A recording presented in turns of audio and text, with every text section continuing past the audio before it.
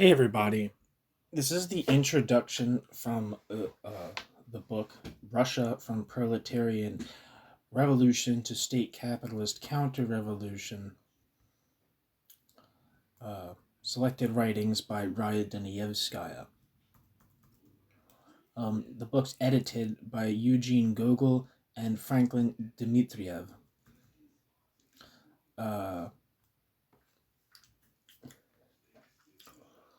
Yeah.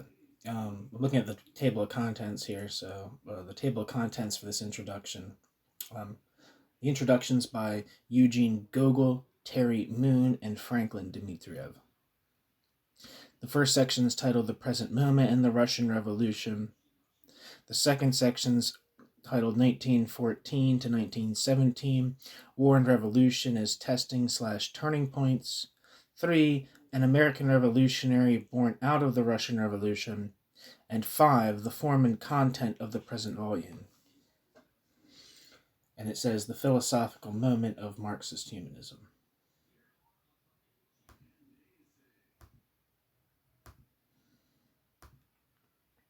All right, so here we go. Right, the purpose of me reading this, I'm probably not going to read the whole thing, although I might, of the book, I'll probably read certain excerpts from it.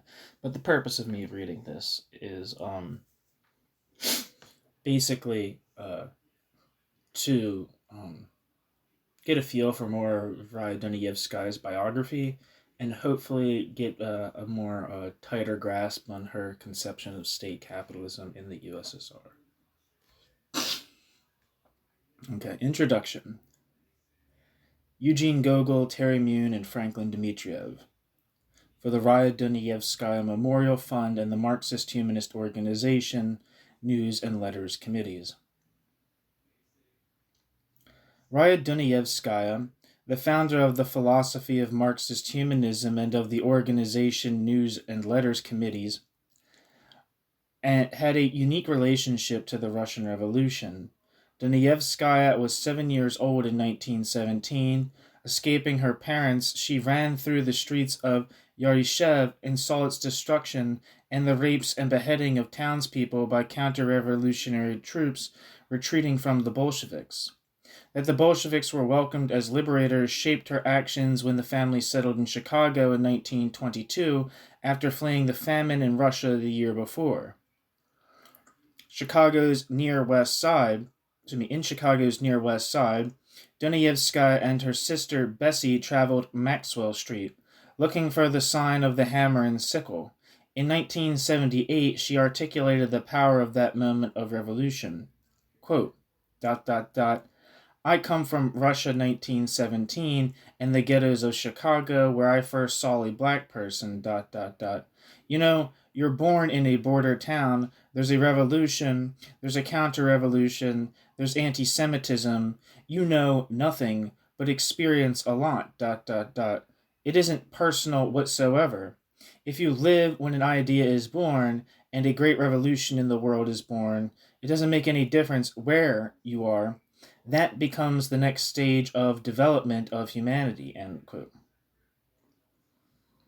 Raya Dunayevskaya. Footnote. The Raya Dunayevskaya collection, Marxist-Humanism, a half-century of its world development, Wayne State University Archives of Labor and Urban Affairs. The collection is viewable online at www.rayadunayevskaya.org. Section 1. The Present Moment and the Russian Revolution. On its 100th anniversary, the Russian Revolution continues to elicit contradictory interpretations from historians, Marxists, and other revolutionaries. We live in the shadow of that momentous event of the early 20th century. Dunayevskaya's experience is key as we begin with the revolution's meaning for those who lived it and who acted, thought, and wrote about it. In the immediate aftermath of the revolutionary explosion of February, and most especially of October, masses within what became the Soviet Union participated in new emancipatory moments. Revolutionaries in Russia and without sought to develop and extend the revolution to the world while seeking to come to grips with its significance. It transformed them for the rest of their lives. Footnote. See John Randall's monumental documentary studies on the history of the international congresses. End footnote. The complex vicissitudes of counter-revolutions in the 2 decades that followed V.I. Lenin's death did not obliterate the profound changes to those influenced by 1917. The consolidation of power by Joseph Stalin, the implementation of the first 5-year plans, the exiling of Leon Trotsky followed by his assassination at the hands of Stalin's agent, the Hitler-Stalin, quote, non-aggression, end quote, pact, and the Soviet Union's participation in World War II all became moments of fierce contention within the radical left movement. These moments played out in Dunayevskaya's life. In 1928, she began to question the Communist Party's policies and actions after the expulsion of Trotsky. When Dunayevskaya suggested that her comrades hear Trotsky's response to his expulsion, she was literally thrown down a flight of stairs and kicked out of the Young Workers' League. Then 18 years old, she began a revolutionary sojourn that took her from New York City to Los Angeles. Moving to Boston in 1929, she met Antoinette Buchholz-Konnikov, a birth control advocate who spoke out for legal abortion and had formed a group of independent Trotskyists, almost all women, who had been thrown out of the Communist Party. Let me see if there's any bio information online for this person.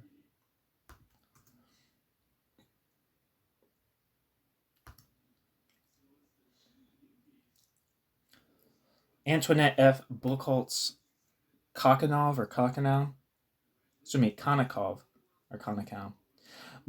who lived from 1869 to 1946, was an American physician, Marxist, and radical political activist. Konnikov is remembered best as one of the pioneers of the American birth control movement and is a founding member of the Communist Party of America, forerunner of the Communist Party USA. Expelled from the Communist Party as a supporter of Leon Trotsky in the fall of 1928, Konnikov went on to become a founder of the Communist League of America, the main Trotskyist organization in the United States. Konnikov's 1923 book, Voluntary Motherhood, is regarded as a seminal work in the history of 20th century American feminism.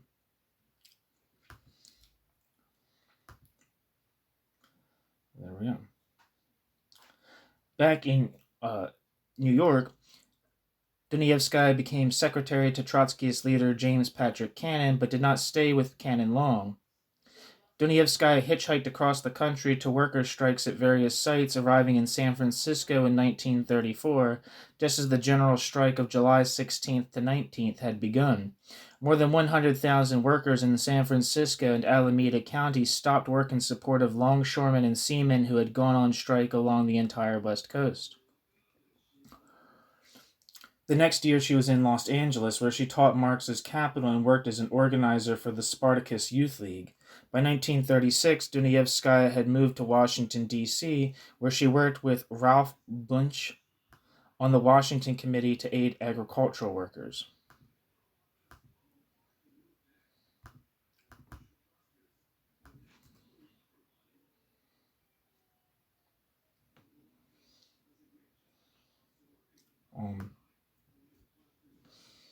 Ralph Bunche was an American political scientist, diplomat, and leading actor in the mid-20th century decolonization process and the U.S. Civil Rights Movement, who received in 1950 the Nobel Peace Prize for his late 1940s mediation in Israel. Ralph Bunche is the first black Nobel laureate and the first person of African descent to be awarded a Nobel Prize. Bunche was involved in the formation and early administration of the United Nations and played a major role in both the decolonization process and numerous UN peacekeeping operations.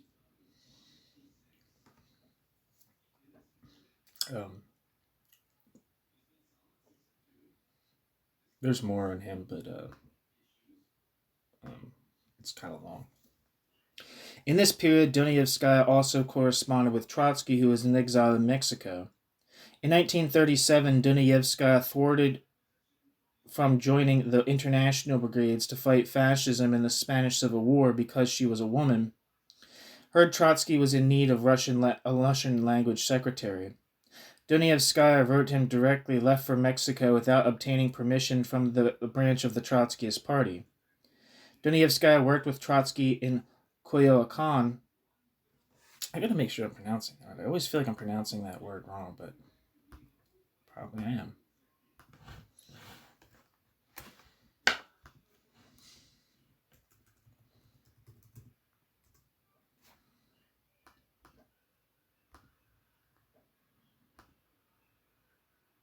Coyoacan.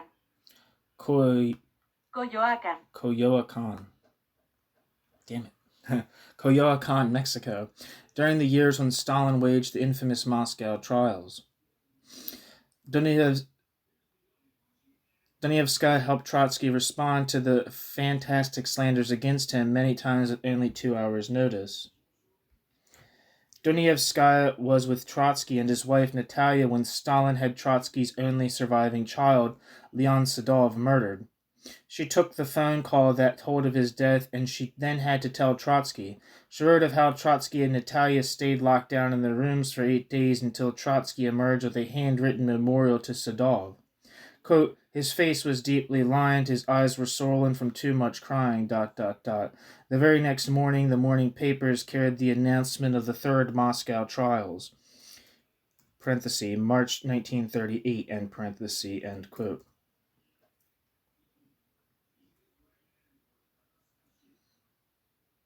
In 1938, the deaths of her father and brother forced Dunayevskaya to return to Chicago, where in 1939 she broke with Trotsky over his insistence that Russia was still a, quote, workers' state, end quote, even after Stalin made a pact with Adolf Hitler. 29-year-old Dunayevskaya disagreed with Trotsky, the man she considered the greatest living revolutionary. Dunayevskaya lost her power of speech for 2 days, then began what she later asserted was, quote, my real development, end quote. In our age, investigating the process leading to the Russian Revolution, understanding the contradictory years of 1917 to 1923, as well as grasping what transpired in the USSR after Lenin's death and within the capitalist world under the impact of the Great Depression, are all crucial to unearthing the significance of the revolution 100 years later. Today, however, we are making that investigation in a world whose dominant ideologies deny the Russian Revolution's singular importance, dismiss it as a deviant historical footnote, and obscure its contradictory meaning. 2 dimensions of the present moment stand in our way. First is a world in economic, political, and social disarray that includes a permanent drive for the U.S. for world hegemony and conflict with nuclear-armed Russia, China, and the nuclear ambitions of North Korea, a multitude of reactionary regimes and non-state powers determined to crush any authentic opposition from below under the cover of religious dogmas and narrow nationalisms, and an unprecedented refugee crisis involving millions of people in the Middle East, Asia, and the Americas and Africa, with tens of thousands already massacred in ongoing wars.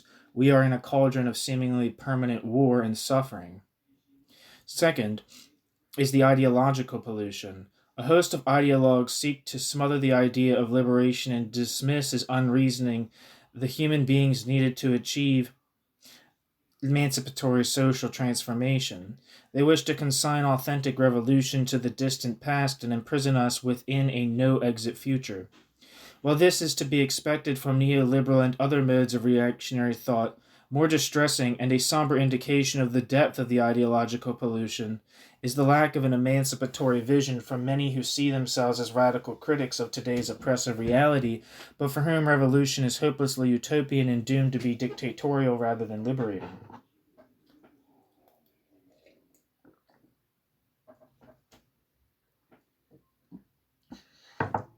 A critical return through the revolutionary mind of Raya Dunayevskaya to the world-shaking events of 1917 that forged a giant leap in humanity's emancipation, as well as a devastating transformation into opposite in the decades that followed, can provide us with a needed vantage point to confront our own contradictory, unfree world.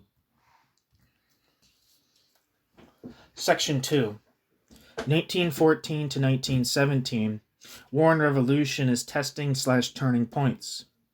1917 was a world historic turning point, the first successful social revolution against capitalism. But before that, there arose a crucial test for revolutionaries: the outbreak of the First World War in August 1914. It was a test that the established Marxism of the Second International failed, betraying the world's masses. Despite a decade and more of anti-war proclamations, speeches, and demonstrations, once war broke out, the vast majority of the socialist and trade union groups backed the governments of their respective countries. The largest socialist organization, the German Social Democracy, supported the war, and German Social Democracy's members in parliament, save for Karl Liebknecht, voted to fund it. Karl Liebknecht and the great Polish revolutionary and theoretician Rosa Luxemburg would break from this betrayal of socialist principles.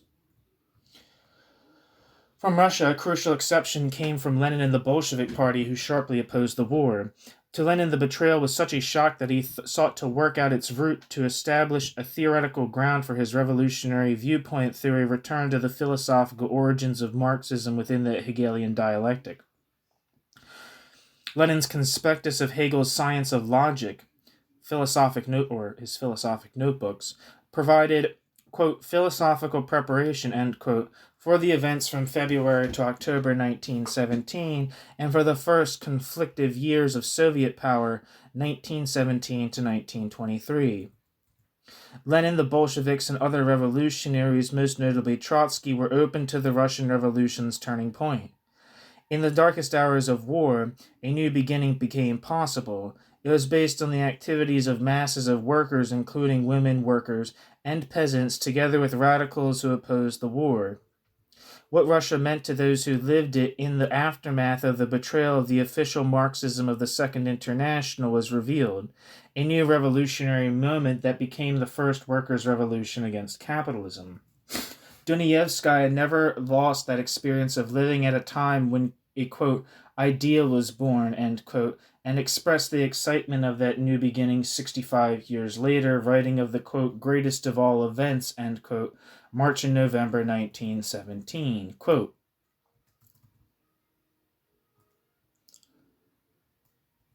the March Revolution was initiated by women. It was initiated on International Women's Day against the advice of all tendencies, Mensheviks, Bolsheviks, anarchists, and social revolutionaries.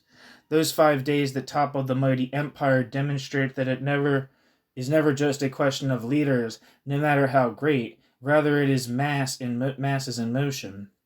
In the continuing imperialist war, which had wrought such havoc and brought much misery to the Russian masses, the various left organizations thought it right to celebrate International Women's Day at a regular meeting. As it happened, the Bolsheviks' printing press broke down and they could not even issue a leaflet. But the Mezryansky group did address a fly sheet to the working women who opposed the war.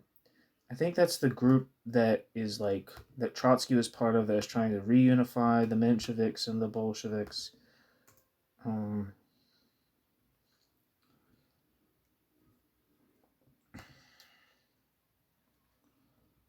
says the Mezryansky, usually translated as the, quote, interdistrictites, end quote, were members of a small independent faction of the Russian Social Democratic Labor Party, the RSDLP, which existed between 1913 and 1917. Although the organization's formal name was the Russian Social Democratic Labor Party (Internationalist), the names Mezryanka for the organization and the Mezryansky for its participants were commonly used to indicate the group's intermediate ideological position between the rival Menshevik and Bolshevik wings of the divided Russian Social Democratic Labor Party. The Mezryansky merged with the Bolsheviks during the Russian Revolution of 1917. I didn't see Trotsky's name.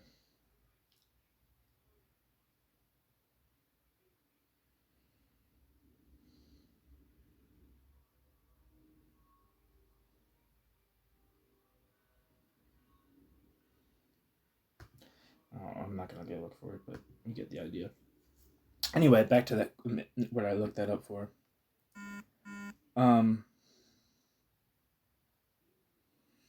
As it happened, the Bolsheviks' printing press broke down and they could not even issue a leaflet, but the Mezryansky group did address a fly sheet to the working women who opposed the war.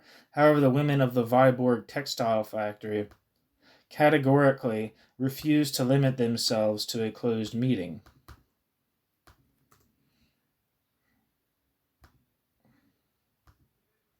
Despite the advice of all political tendencies, they went on strike, 50,000 of them. The next day, the appeal to the metal workers, led by the Bolsheviks, who then joined the strike, were now there were 90,000 out.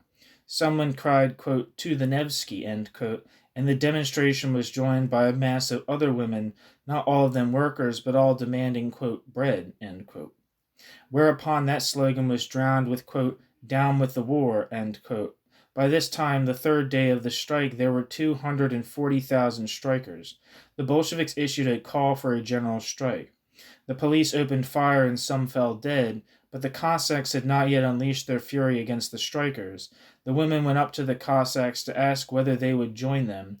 They did not answer, but, wrote Trotsky, quote, "the Cossacks did not hinder the workers from, quote, diving," end quote, under the horses. The revolution does not choose its paths. It made its first steps towards victory under the belly of a Cossack's horse, a remarkable incident, end quote. On the decisive fifth day, the prisons were opened and all political prisoners were freed. At the same time, the mutinous troops descended on the Tauride place. Quote, "thus dawned upon the earth the day of destruction of the Romanov monarchy," end quote. By November, the Kerensky government was also overthrown and the Bolsheviks took power on the 9th of November, end quote. Yeah, that was kind of a long quote, but that was an extensive quote from Dunayevskaya, including when I was looking up, like, the Myansi. Whatever.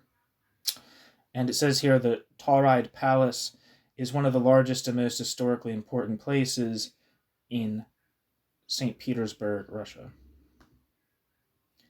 Okay. Back to the text. That quote was from Raya Dunayevskaya's Rosa Luxemburg, Women's Liberation and Marxist Philosophy of Revolution. Back to the text. The focus of this book is to help catalyze much-needed discussions by presenting documents from the Marxist-Humanist revolutionary philosopher Raya Dunayevskaya, who in the mid-20th century sought to give meaning to the magnificent Russian Revolution and to its devastating transformation into opposite, and thereby construct a new beginning for Marx's Marxism. Section 3.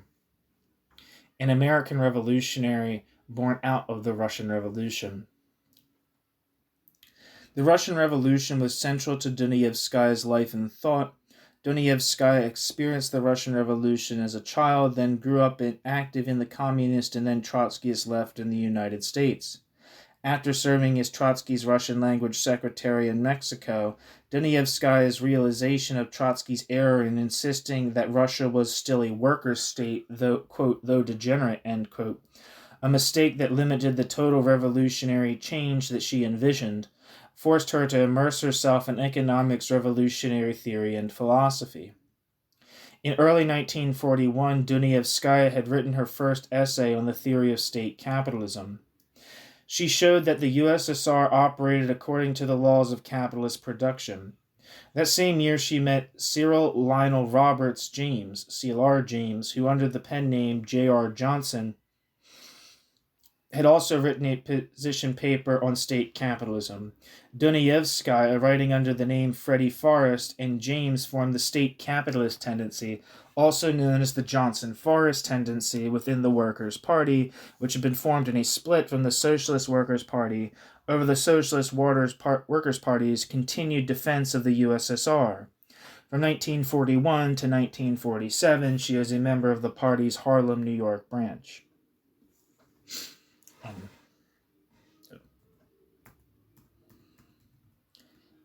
In the 1940s, Dunayevskaya thought that, quote, the relationship between philosophy and economics had intensified, end quote. Dunayevskaya was seeing, quote, philosophy as inherent in new revolutionary forces, labor, black, women, youth, end quote.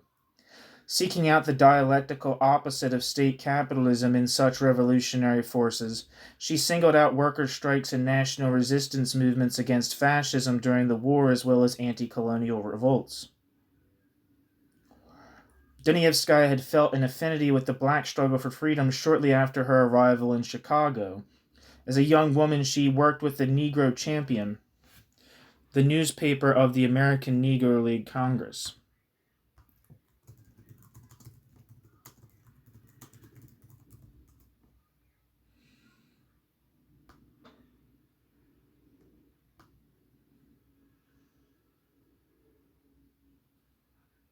Oh, excuse me, American Negro Labor Congress. Jesus Christ.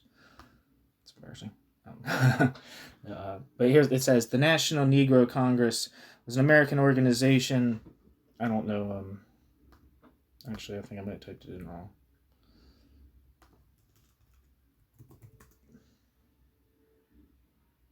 There we go.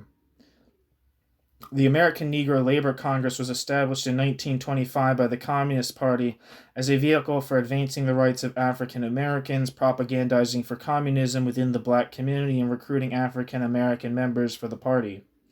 The organization attacked the segregationist practices of many of the unions affiliating with the American Federation of Labor. It also campaigned against lynching, the disenfranchisement of black Americans, and Jim Crow laws. The group was renamed the League of Struggle for Negro Rights in 1930. There we are. Where am I? In the text.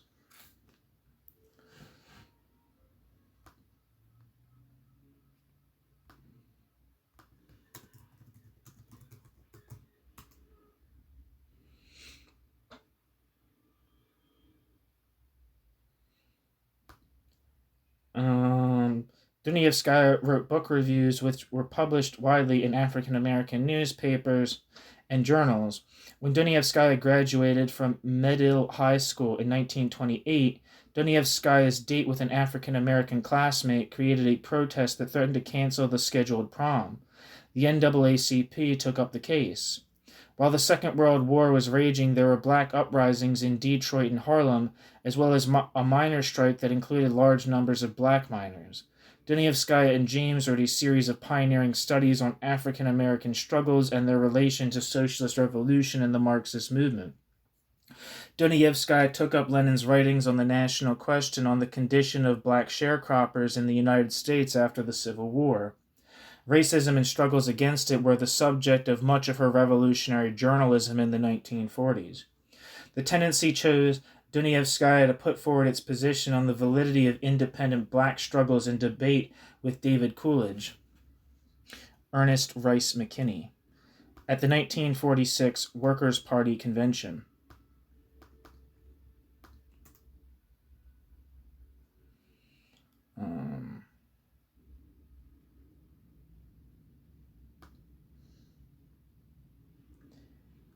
Ernest Rice McKinney.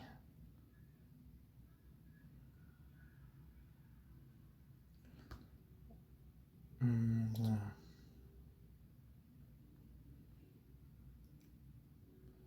says on the Workers' Liberty website, because he's a member of the Workers' Party, Ernest Rice McKinney, who lived from 1886 to 1984, was a black U.S. trade union organizer, revolutionary socialist, and central leader in the, quote, third camp, end quote, socialist organization of the Workers' Party.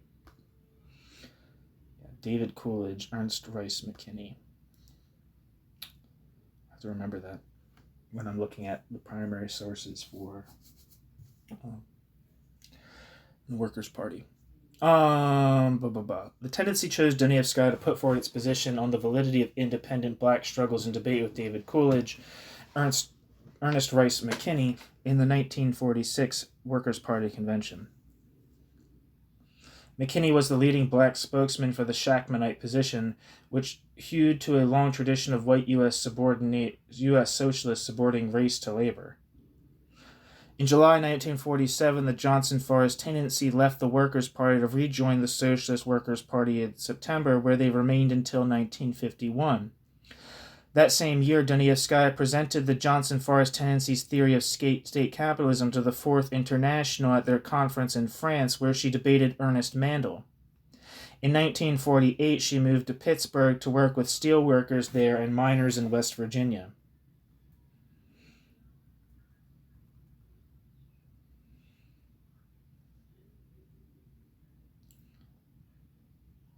The footnote, Andy Phillips and Raya Dunayevskaya, a 1980s view, the coal miners' general strike of 1949 to 1950, and the birth of Marxist-Humanism in the United States.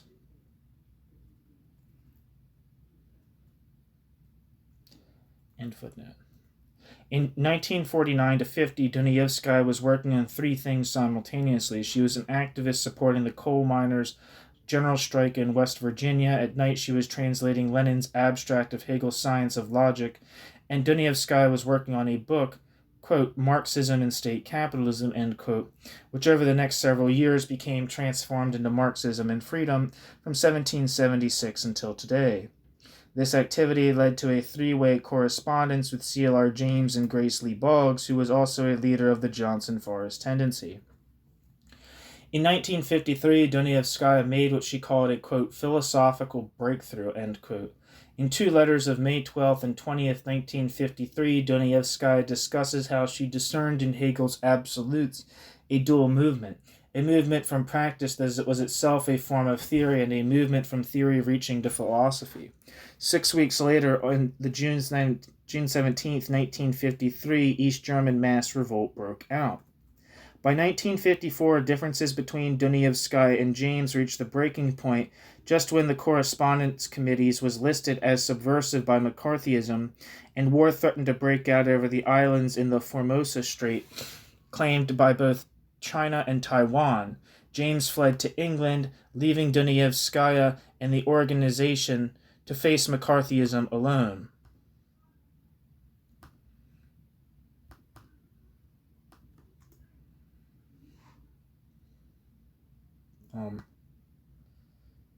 The Formosa Strait is also known as the Taiwan Strait. It separates the island of Taiwan and Asian continent. The strait is part of the South China Sea and connects to the East China Sea to the north. The nearest part is 81 miles wide. The Taiwan Strait is itself a subject of an international dispute over its political status, as the People's Republic of China claims to enjoy, quote, sovereignty, sovereign rights, and jurisdiction over the Taiwan Strait, end quote, and regards the waterway as, quote, internal territorial waters, end quote, instead of being international waters. This means that the Chinese government denies any foreign vessels having the freedom of navigation to cross the strait without Chinese official consent. This position has drawn long objections from the United States, Australia, France, and Taiwan. And that's the end of that.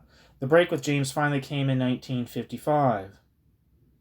Immediately afterwards, Dunayevskaya, along with most of the worker members of the correspondence committees, including the black auto worker Charles Denby, who became the founding editor of News and Letters, formed a new organization, News and Letters Committee. News and Letters Committees.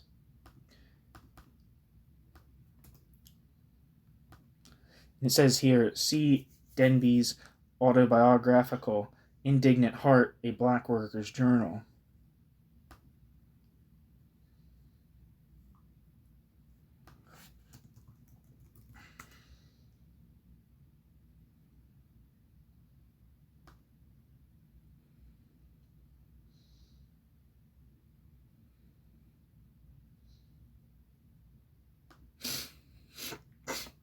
Okay. In its first convention charged Dunayevskaya with completing her book Marxism and Freedom, began regularly publishing the newspaper News and Letters, and published their first pamphlet, Dunayevskaya's translation of Lenin's philosophical notebooks, together with her May 1953 letters. It says here, All issues of News and Letters, which is still in print today, are viewable online at www.newsandletters.org.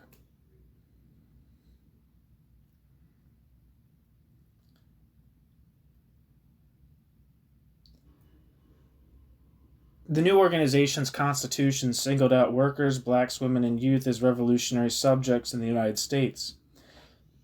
Its center was in Detroit, Michigan, because of its African American and proletarian nature, and because Dunayevskaya refused to start a paper without a worker as editor, and Denby lived in Detroit, where Denby worked at the Chrysler Mack auto plant.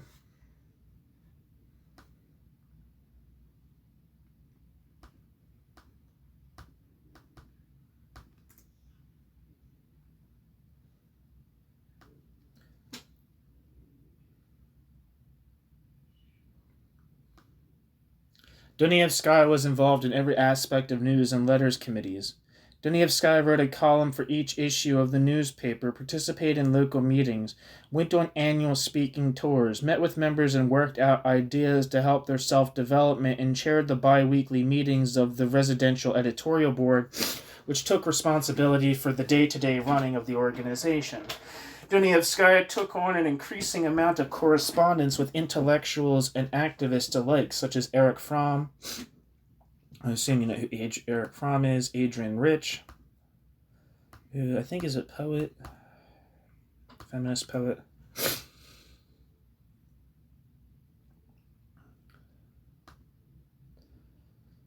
Adrienne Rich was an American poet, essayist, and feminist. She was called, quote, one of the most widely read and influential poets of the second half of the 20th century, end quote, and was credited with bringing, quote, the oppression of women and lesbians to the forefront of poetic discourse, end quote. Rich criticized rigid forms of feminist identities and valorized what she coined the, quote, lesbian continuum, end quote, which is a female continuum of solidarity and creativity that impacts and fills women's lives.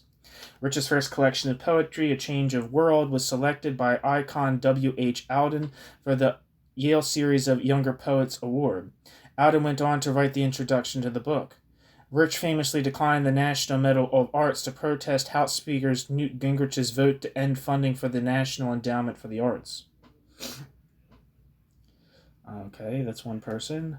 Maria Bareno. I don't know who that is.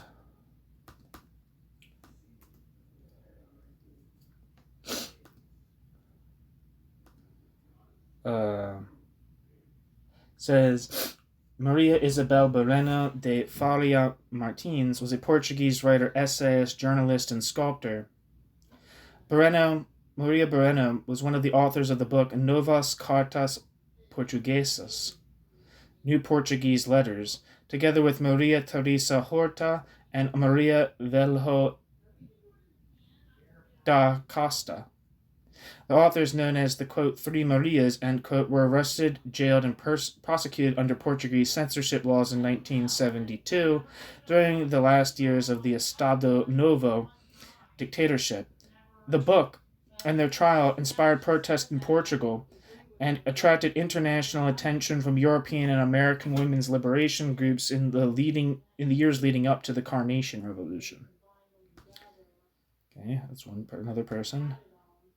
Leopold Senghor, who I actually have a journal, a thing of his on here because he was in the the Socialist Humanism compendium put together by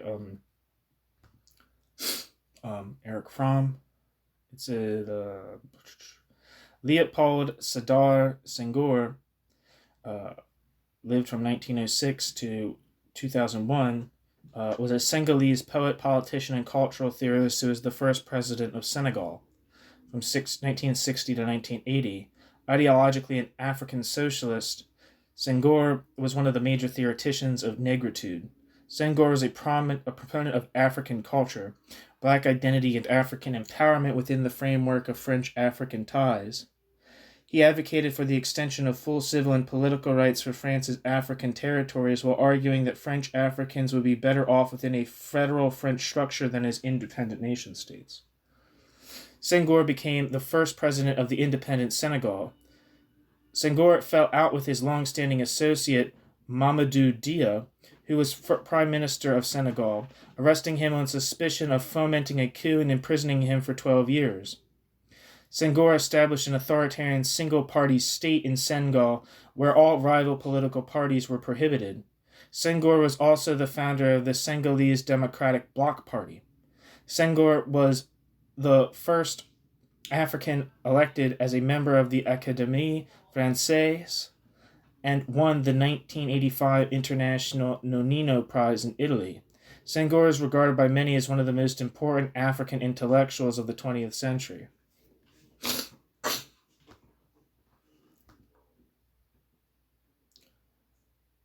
Okay, so we have all the names, little bios for these names.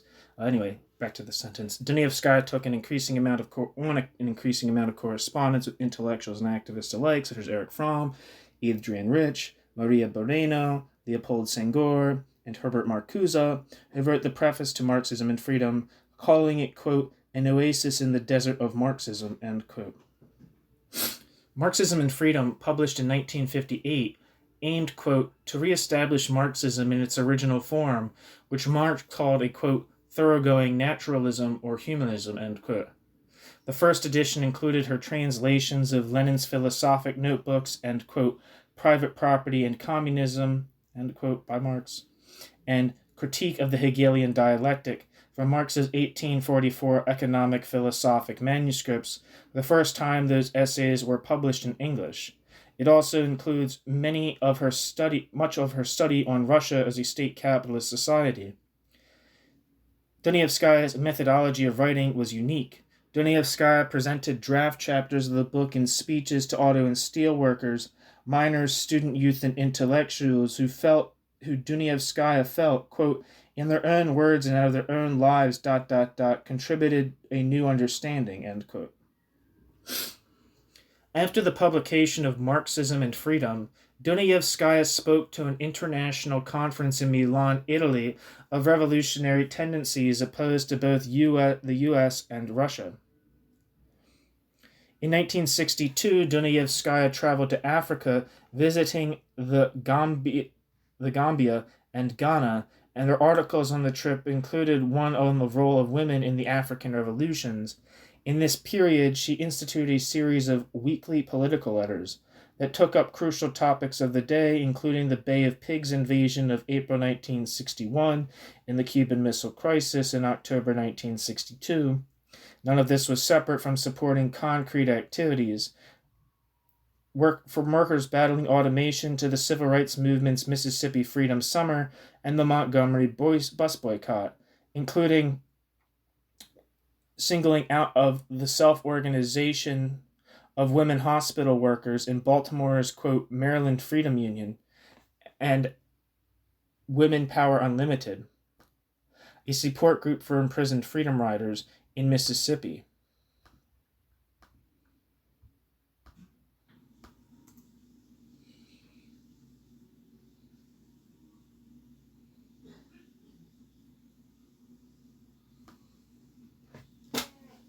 In 1963, Dunayevskaya wrote the pamphlet American Civilization on Trial, which provided a Marxist-Humanist perspective on U.S. history, past and present, in the making, and demonstrated the two-way road between African and American freedom movements. Its central category, quote, Black Masses as Vanguard, end quote, became the pamphlet's subtitle in later editions. Dunayevskaya continued to develop that idea for the rest of her life, measuring it against the activities and thoughts of black masses. As the anti-Vietnam War movement arose and the Sino-Soviet conflict deepened, Dunayevskaya was invited by radical social psychologist and philosopher Erich Fromm to write an essay for socialist humanism, published in 1965, a book he was editing. I have a lot of essays from that journal, from that compendium on here.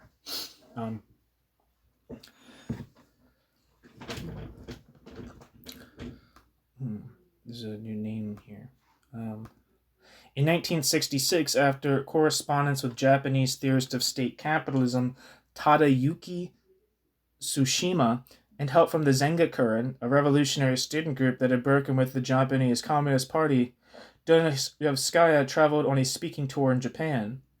Back in Detroit, Dunayevskaya wrote and lectured on world events including the Arab-Israeli conflict, China's, quote, Cultural Revolution, and, quote, Czechoslovakia's Prague Spring, the 1968 uprising by French students and workers, and Lenin on Hegel's Science of Logic.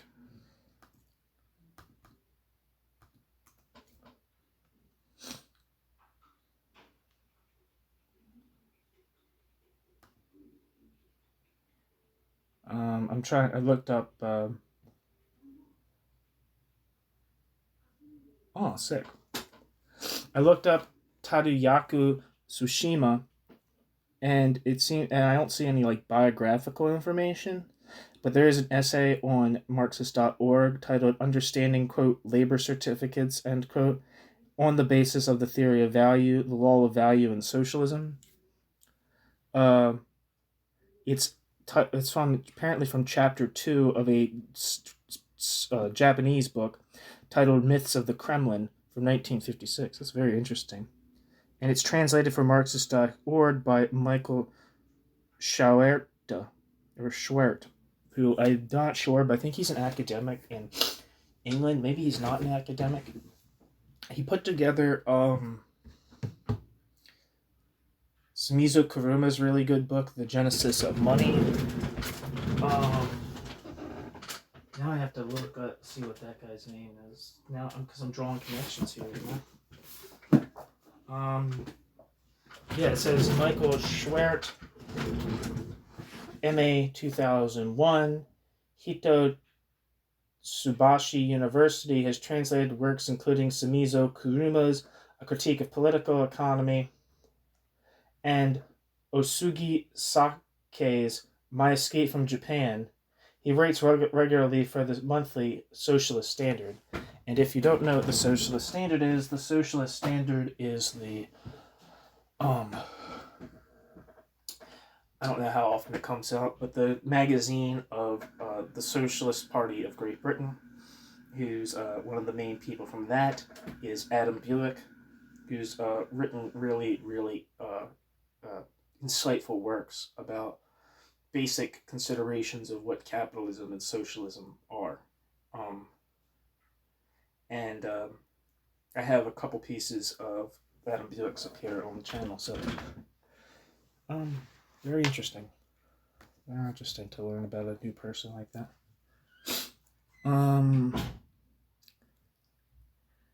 Anyway, by 1969, the objective crisis compelled Dunayevskaya to intensify her work on a new book that she felt was needed to theoretically clarify revolution, philosophy and revolution from Hegel to Sartre and from Marx to Mao. Developed Marxist-Humanism's, quote, original contribution, end quote. Absolute negativity as new beginning. Dunayevskaya made presentations on philosophy and revolution, the book Philosophy and Revolution, or read or sent draft chapters to groups of African Americans, youth, women's liberationists, and East European revolutionaries. When the women's liberation movement burst forth in the mid-1960s, Dunayevskaya's reaction was unique among the left. Rather than castigating it as a, quote, diversion from revolution, end quote, as many did, Dunayevskaya welcomed it and sought to make its revolutionary character explicit, quote, the women's liberation movement as reason and as revolutionary force, end quote, was the concept she created to make her philosophical breakthrough of 1953 specific to women's liberation, that the movement from practice, in this case the women's liberation movement, was itself a form of theory, and that the movement from theory had to meet and help develop the new movements from practice. The 1970s began with the revolutionary uprising of Polish workers beginning in the Gdansk shipyards in Poland, whose breadth and depth included Polish housewives. The decade ended with revolutionary Iranian women chanting against Khomeini on International Women's Day, quote, we made the revolution for freedom and got unfreedom, end quote. In between, Dunayevskaya wrote of every revolution and counter-revolution, from U.S. President Richard Nixon's invasion of Cambodia to the gunning down of students at Kent State, Jackson State, and the 6 African-American youth killed in Augusta, Georgia. for protesting the murder of a 16-year-old killed by his jailers. In 1974 to 75, the Portuguese Revolution burst forth, and Dunayevskaya wrote passionately of its beginnings in the African revolutions. Dunayevskaya singled out Portuguese women, including the practice of the MLM, Portuguese Women's Liberation Movement, who fought not only the capitalists, but, quote, our comrades who are refusing us equal pay, end quote, as well as the concept of apartidarismo, non-partyism, raised from within the revolutionary left by Isabel do Carmo. Who is Isabel de Carmo?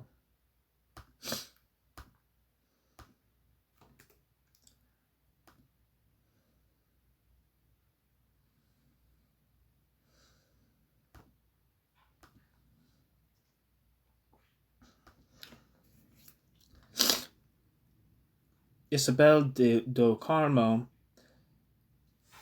is a former founder and leader of the Portuguese terrorist organization Brigadas Revolucionárias, which took part in an armed struggle against the Portuguese government both before and after the overthrow of the repressive Estado Novo regime. Carmo was also the founder and leader of Partido Revolucionário do Proletariado, PRP, a political organization never formalized as a party and created to support the revolutionary brigades, or the Brigadas Revolucionárias.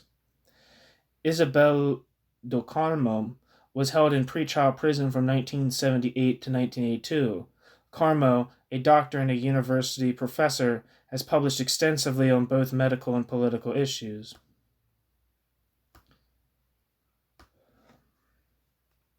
Dunayevskaya's critical analysis of the economic crisis in the U.S. in those same years saw a new economic phase of state capitalism. In 1977, the Women's Liberation Committee of News and Letters Committee published Sexism, Politics, and Revolution in Mao's China. Dunayevskaya's analysis of the vilification of China's, quote, Gang of Four, end quote, that included a critique of Roxanne Witka's book, Comrade Chiang Ching, along with an interview Dunayevskaya had with a Chinese woman revolutionary, quote, Jade, end quote, who spoke passionately about the difficulties of living under Mao's state capitalism.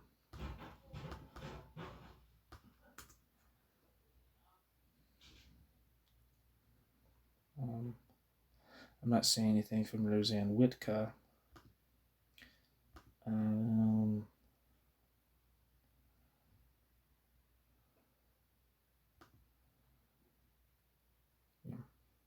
Anyway, can't find anything from those references.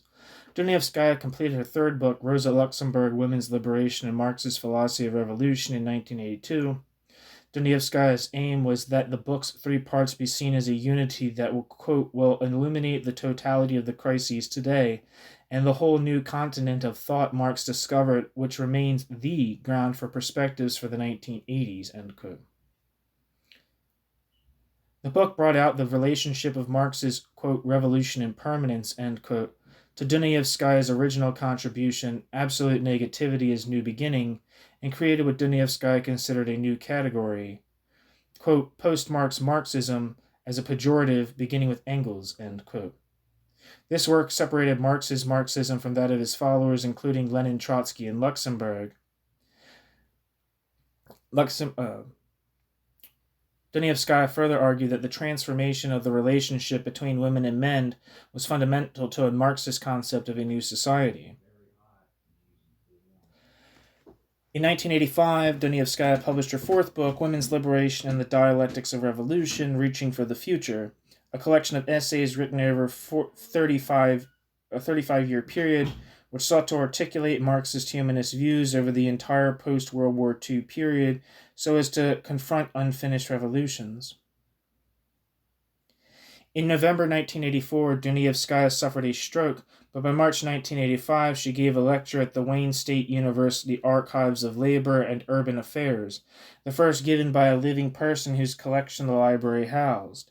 Dunayevskaya's last years were dominated by studies for a book with the working title Dialectics of Organization and Philosophy, the quote, party, end quote, and forms of organization, born out of spontaneity, end quote. In the midst of this activity, Raya Dunayevskaya died of an abdominal hemorrhage after surgery for a broken leg. Section 4. The form and content of the present volume. This collection of selected writings of Dunayevskaya on the Russian Revolution, on the development of state capitalist theory, and on its relationship to the birth and development of Marxist-Humanism was created almost 3 decades after her death. The documents are drawn from the vast depository of her writings in the Raya Dunayevskaya collection.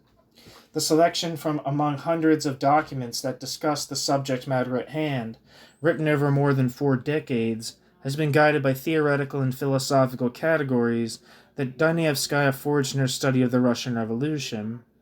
That study did not end with analyzing the revolution and the contradictory practice of the period afterwards, but continued with its transformation into its opposite, the establishment of state capitalism and its global impact in the 20th century.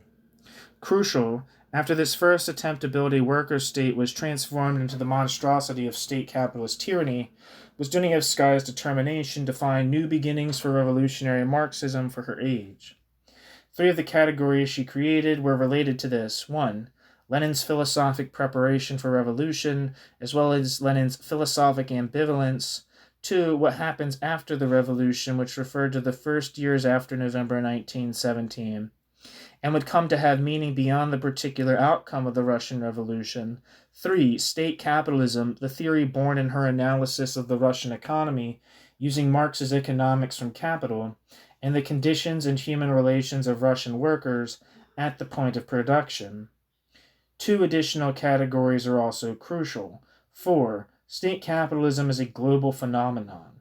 5. Marxist-Humanism is a philosophic, practical, organizational body of ideas that reaches back to Marx's humanism, his philosophy of revolution and permanence, and further to what Dunayevskaya saw as the ongoing challenge for revolutionaries to develop further. For Dunayevskaya, these concepts did not exist in isolation from each other. She wrote, this is a title of a piece, it looks like, without Marxist humanism, the theory of state capitalism is no great divide in Marxism. While pointing out, quote, we must say that without the theory of state capitalism would have been impossible to reach Marxist humanism, end quote. The intertwining of Marx's original humanism, the theory of state capitalism, and Dunayevskaya's philosophy of Marxist humanism provides the framework for the present volume. The book begins with writings analyzing 3 moments in Russian history: Lenin in 1914 to 1917, the immediate post-1917 period, and Stalin's implementation of the first 5-year state economic plans and consolidation of power. It was the Hitler-Stalin, quote, non-aggression pact, end quote, in August 1939, and the subsequent beginning of the Second World War that triggered the first writings in which Dunayevskaya concluded that Russia was not a worker state, but a state capitalist state. Dunayevskaya then delved into Lenin's philosophic preparation for revolution and examined the first years after the 1917 revolution, when Lenin was still alive. In the process of studying what Russia was economically, Dunayevskaya discovered Marx's 1844 economic philosophic manuscripts and Lenin's philosophic notebooks, neither of which was available in English. Even in the early and mid-1940s, her focus was on developing the theory of state capitalism. The themes of reconceptualizing Marxism were present. Dunayevskaya was also making It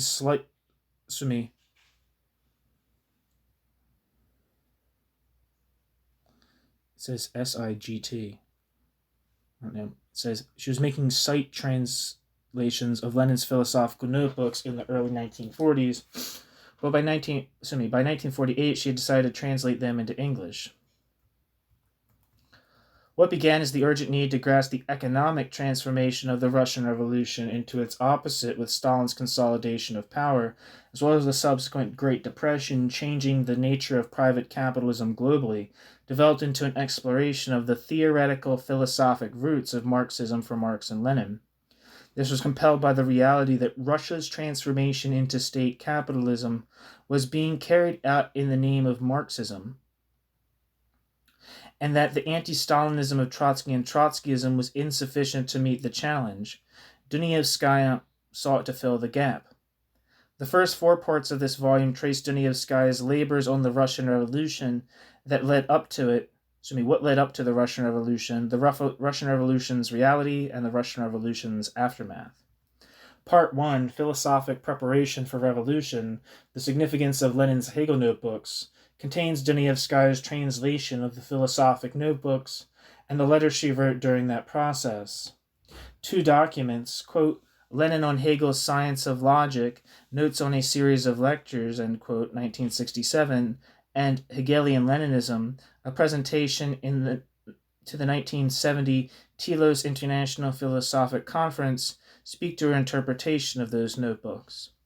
In each of her, quote, Trilogy of Revolution, end quote, Marxism and Freedom from 1776 until today, Philosophy and Revolution, from Hegel to Sartre and from Marx to Mao, and Rosa Luxemburg, Women's Liberation and Marxist Philosophy of Revolution. She returned to Lenin as revolutionary and theoretician. In the process of working on a new book in 1986-87 on dialectics of organization and philosophy, she returned again to Lenin and was developing a changed perception of Lenin's philosophic ambivalence. That's a piece, I guess. Notes and presentation on this changed perception, including his failure to relate philosophy and organization, are included in Chapter 2. In Part 2, on the significance of Lenin's, quote, Great Divide in Marxism, end quote, contrast with Trotsky, Bukharin, and Luxemburg, presentations and essays reveal Dunayevskaya's interpretation of Lenin's political practice and writings of 1915 to 1917 on imperialism and self-determination of nations. They are rooted in his new view of the Hegelian dialectic. In contrast with how Dunayevskaya viewed Trotsky, Luxemburg, and Bukharin, leading revolutionaries who lacked a fully dialectical viewpoint in their political revolutionary practice and theoretical labors. Among topics are Trotsky's theory of permanent revolution, including an exchange between Dunayevskaya and the Trotskyist theoretician Ernest Mandel. Chapter 4. Lenin's differences with Bukharin on self-determination. Chapter 5. And Luxemburg's important writings on the Russian Revolution, as well as Lenin's critique of her Junius pamphlet. A more personal but equally theoretical view in Chapter 7 on women revolutionaries in Russia, Dunayevskaya's In Memoriam to Natalia Sadova-Trotsky, with whom she maintained a warm correspondence, discusses the role of women in revolution, especially those, quote, who had not gained theoretical leadership and therefore were very nearly disregarded except as faithful wives and mothers, end quote. Dunayevskaya shows us a Natalia Trotsky who dared, quote, in speaking out even against those who had led the movement her husband had founded, because nothing at all could stay in the way of principles, end quote. In Part 3, What Happens After Lenin 1917 to 1923, Dunayevskaya develops this crucial category in the case of the Russian Revolution. In Marxism and Freedom, Dunayevskaya had formulated the problematic thus, quote, the 2 biggest tasks, bracket, the new workers' state, the, quote, dictatorship of the proletariat, end quote, and bracket, faced, theoretically were, 1, how would labor assert its mastery over the economy and the state? And 2, since the dictatorship is supposed to be a transitional state, transitional to socialism, how would it achieve its own, quote, withering away, end quote, end quote. Chapter 8 begins with the trade union debate between Trotsky, Alexander Shliapnikov, and Lenin, of which Dunayevskaya wrote, quote, before the bracket trade union debate and bracket ended, subjects in dispute ranged far and wide. 1. What is a workers' state? 2. What is the role of trade unions in such a state? 3. What is the relationship between workers at the point of production and the political party in power? 4. What is the relationship between leaders and ranks, party, and mass? End quote. Marxism and Freedom, page 197.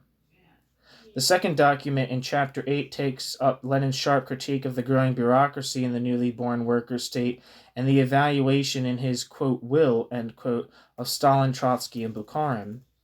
Part 4, Russia's transformation into opposite, the theory of state capitalism, contains documents that detail the development of state capitalist theory with a focus on Stalin's Russia. These essays, written while Dunayevskaya was a member of the Workers' Party, were the first comprehensive economic political analysis of Russia as a state capitalist society.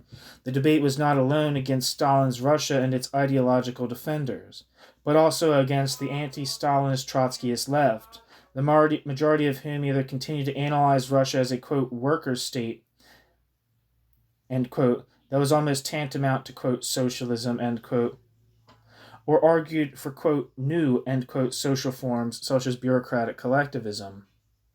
Dunayevskaya's first essay on the theory of state capitalism was her 1991 The Union of Soviet Socialist Republics is a Capitalist Society.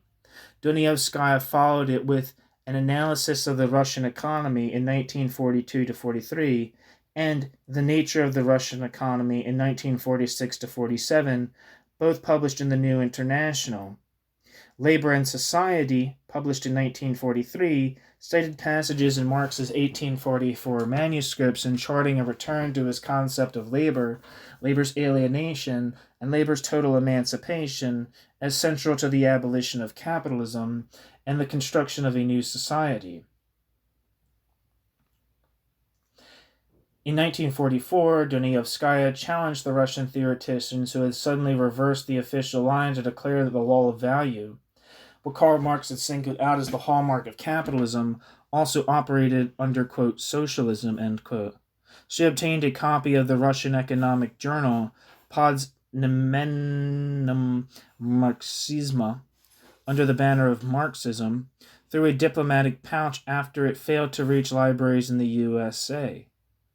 Dunayevskaya's translation of the journal's article on, quote, teaching of economics in the USSR, in the Soviet Union, end quote, was published together with a new revision of Marxian economics. The essay, her critique of this drastic revision, in the American Economic Review, 1944. It created a hot international debate that was reported on in the front pages of the New York Times, lasted for a year, and elicited responses in the American Economic Review from Paul Baran, who was with the Monthly Review, Oscar Lange, and Leo Rogan.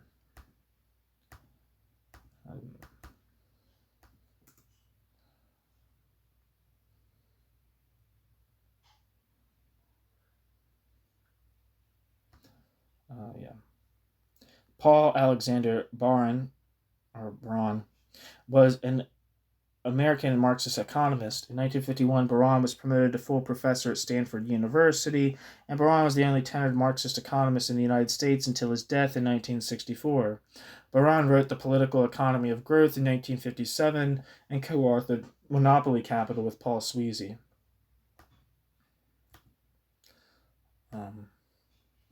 Oscar Lange. I'm not sure how you pronounce it. But...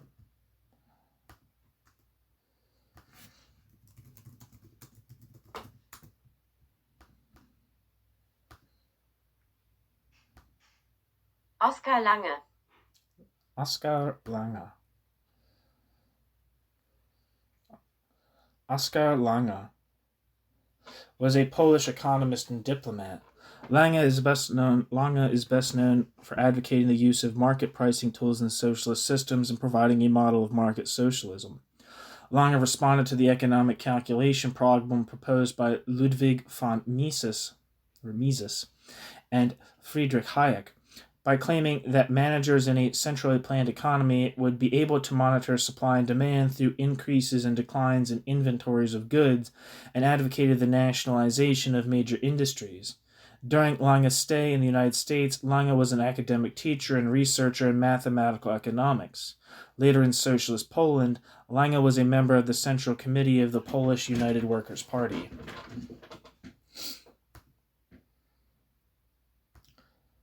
and Leah Rogin.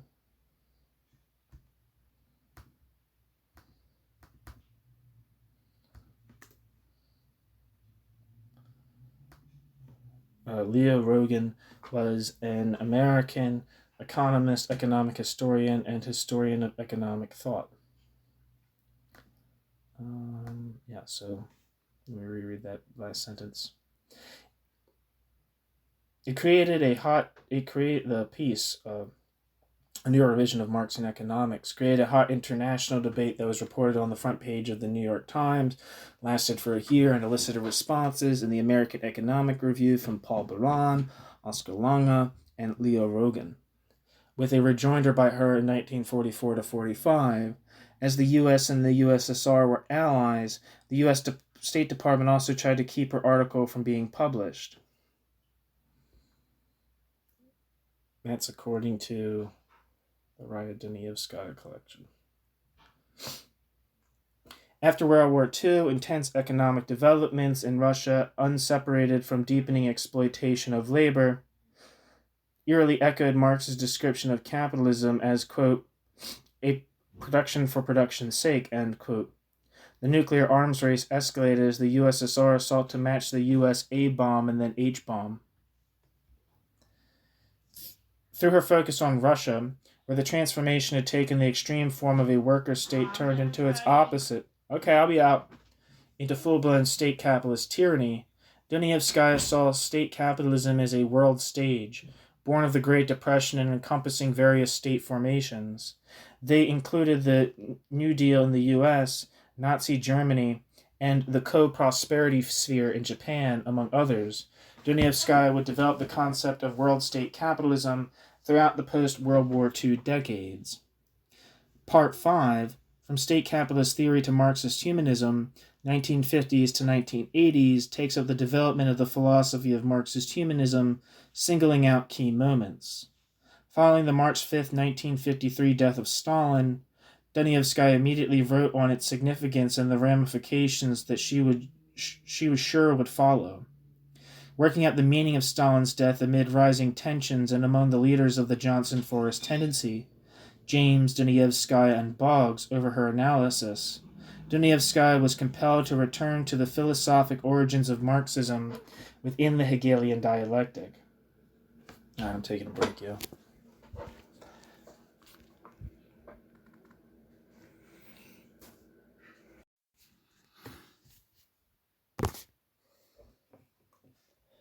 The philosophical moment of Marxist-Humanism. Where both Marx and Lenin had found rich new beginnings in the dialectic, Marx particularly in Hegel's phenomenology in the early parts of philosophy of mind, and Lenin in the science of logic, Dunayevskaya probed Hegel's absolutes, absolute idea in the science of logic, absolute knowing in the phenomenology of mind, spirit, and absolute mind in the philosophy of mind. Dunayevskaya wrote 2 lectures on May 12th and 20th, 1953, on what she would later call her breakthrough on Hegel's absolutes. Within them, she found a dual movement, from practice to theory and from theory to practice. So crucial did she feel this breakthrough was that she returned to it again and again over the following decades. This concept of a movement from below, from practice, that she discerned as a form of theory, and a movement from theory to practice reaching for the fullness of philosophy, would determine Marxist humanism throughout Dunayevskaya's life. Dunayevskaya called this breakthrough the, quote, philosophical moment of Marxist humanism, end quote. To follow the development of Marxist humanism comprehensively, Dunayevskaya's trilogy of revolution, as well as the power of negativity, selected writings on the dialectic in Hegel and Marx, are essential. In 2018, the 200th anniversary of Marx's birth, the Raya Dunayevskaya Memorial Fund and News and Letters Committees will be issuing another collection of her writings, tentatively titled Marx at 200, the meaning of his philosophy of revolution and permanence for our day. That volume will also take up the philosophic moment of Marxist humanism in that context. Part 5 begins with a document that discusses the development from the state capitalist tendency to the birth of a Marxist-Humanist organization, news and letters committees. When Dunayevskaya became fully a Marxist-Humanist, her analysis of Russia not only included a chapter on Stalin from Marxism and Freedom, but critical writings on, quote, the beginning of the end of Russian totalitarianism, end quote. The, quote, beginning of the end, end quote, was manifested in revolt and outright revolution in the Soviet Union and its satellite states. The documents included in Chapter 11 chronicle the East German revolt of June 17, 1953, only 6 weeks after the death of Stalin, the Vorkuta prison uprising of July 1953, and the Hungarian Revolution of 1956.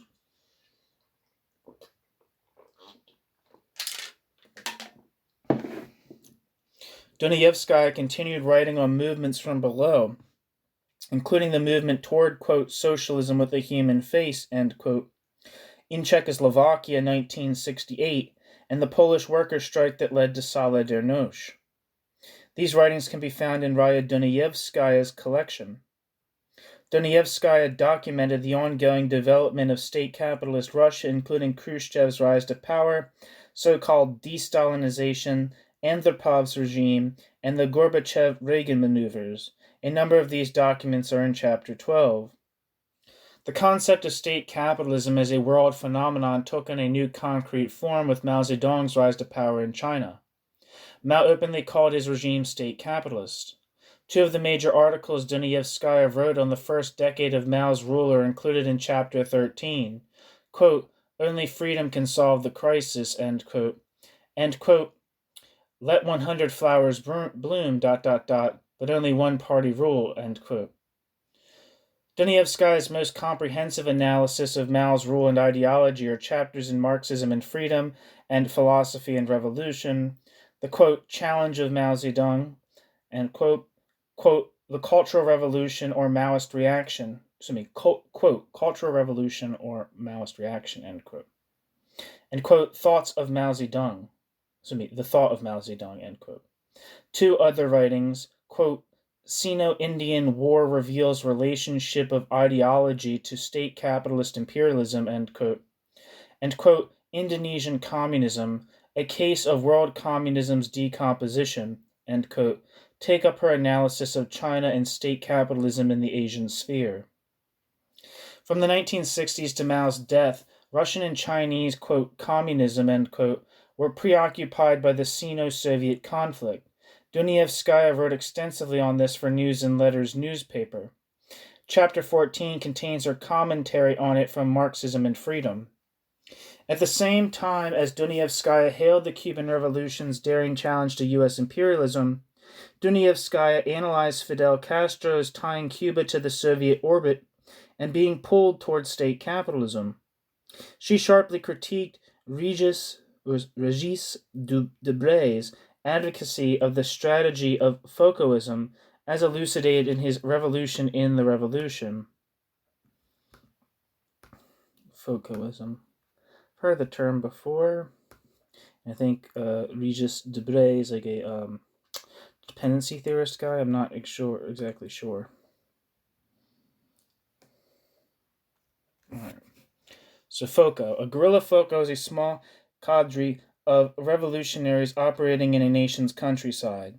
The guerrilla organization was popularized by Che Guevara in his book Guerrilla Warfare, which is based on his experiences in the Cuban Revolution. Guevara would go on to argue that a Foucault was politically necessary for the success of a socialist revolution. Originally, Guevara theorized that a Foucault was only useful in overthrowing personalistic military dictatorships and not liberal democratic capitalism, where a peaceful overthrow was believed possible. Years later, Guevara would revise his thesis and argue all nations in Latin America, including liberal democracies, could be overthrown by a guerrilla Foucault. Eventually, the Foucault thesis would be that political conditions would not even need to be ripe for revolutions to be successful, since the sheer existence of a guerrilla Foucault would create ripe conditions by itself.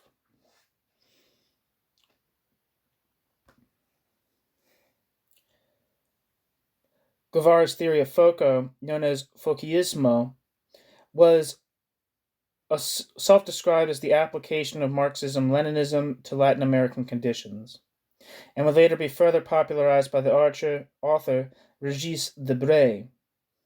The proposed necessity of a guerrilla Foucault proved influential in Latin America, but was also heavily criticized by other socialists. This theory of Foucault proved heavily influential among armed militants around the world. Che Guevara's success in the Cuban Revolution was seen as proof of his thesis and thus popularized Foucault theory. Some of the famous militant groups to adopt Foucault theory included the Red Army faction, Irish Republican Army, and Red Underground. The theory became especially popular in the New Left for its breaking with the strategy of incremental political change supported by the Soviet Union, while also encouraging the possibility of immediate revolution.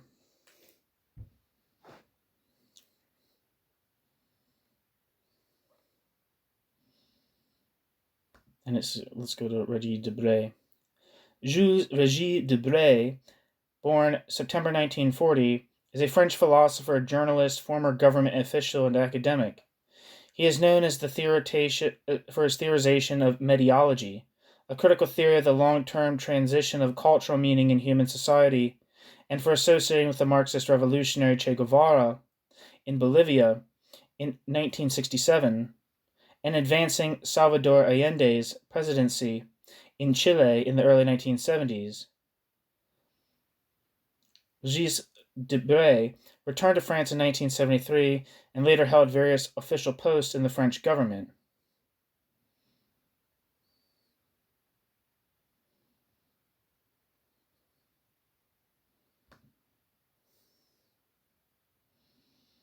Back to the text. In Chapter 16, state capitalism as a, quote, new stage of world capitalism, end quote, versus the humanism of Marx, end quote, are a number of writings that sharply differentiate state capitalism in its many manifestations from the humanism of Marx. Lastly, Chapter 17, on the, quote, battle of ideas, end quote, contains a number of Dunayevskaya's discussions and critiques of left intellectuals and revolutionaries in relation to Russian state capitalism and Lenin's philosophical notebooks, among them Herbert Marcuse, Cornelius Castoriadis, Georg Lukács, and Tony Cliff.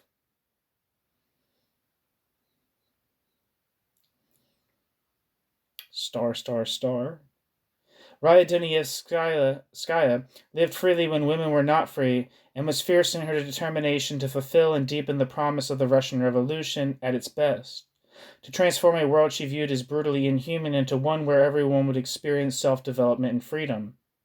Readers will find in her a thinker-activist who lived and wrote profoundly on the meaning of the revolution and its transformation into opposite. Her questioning and passion for a world that transcends capitalism compelled her to become a Marxist philosopher who was determined to create Marxism anew in the last half of the 20th century. That task is no less urgent in the 21st century. The end.